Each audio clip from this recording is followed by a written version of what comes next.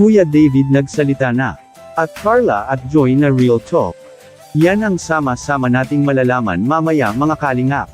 Isang mapagpalang araw sa inyong lahat mga kalingap, sanay hindi nyo po makalimutan na mag-like sa video na ito.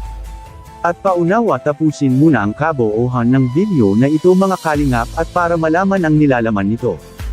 At maraming salamat po mga kalingap sa pagpatuloy na pagsuporta lalo na kay Kuya Val Santos Matubang at Kalingap Rab.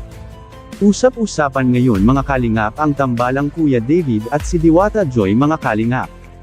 Dahil sa nagpakilig ang dalawa noong binablog sila dati ni Kuya Val doon sa pagpunta nila sa Hong Kong mga kalingap. Sobrang napakadaming kinilig rin sa kanilang tambalan doon sa Hong Kong ni Kuya David at Joy mga kalingap.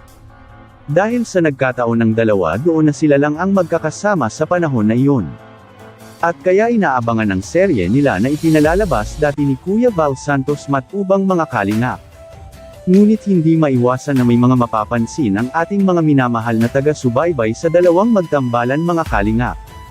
Dahil sa nangyayari kasi doon sa Hong Kong noong ini-interview si Diwata Joy ni Kuya Val ay hindi ito nakakasagot kaagad ng maayos kay Kuya Val.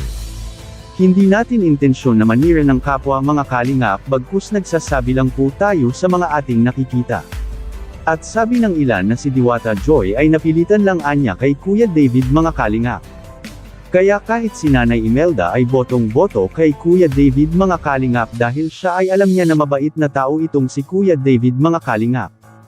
At nasabi ni Nanay Imelda na sobrang nagalit siya sa ipinakita ni Diwata Joy doon sa Hong Kong kung bakit ganun siya na hindi nakikipag-usap. Ang depensa naman ni Diwata Joy mga kalingap ay kakagising lang anya niya noon at wala pa sa mood makipag-usap. At bagay na pinatunayan naman ni Nanay Imelda na ganyan talaga si Diwata Joy kapag bago itong gising mga kalingap. At bagay na naintindihan naman ni Kuya David mga kalingap dahil sa sila lang talaga ang nakakakilala sa isa't isa. Dahil sa kahit na nakita nating mga ganyan sila sa harap ng kamera mga kalingap ngunit hindi natin alam na mas close pa pala sila sa likod ng kamera.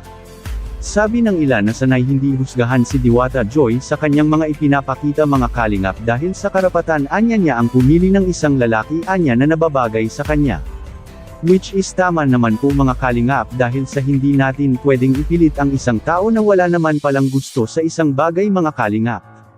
At mahirap na rin na makapagbo-boyfriend si Diwata Joy dahil sa wala pa ito sa kanyang plano at hindi pa anya siya handa mga kalingap. Dahil sa kung magbo-boyfriend na itong si Diwata Joy ay tiyak na makakarating muna ito kay Nanay Imelda mga kalingap.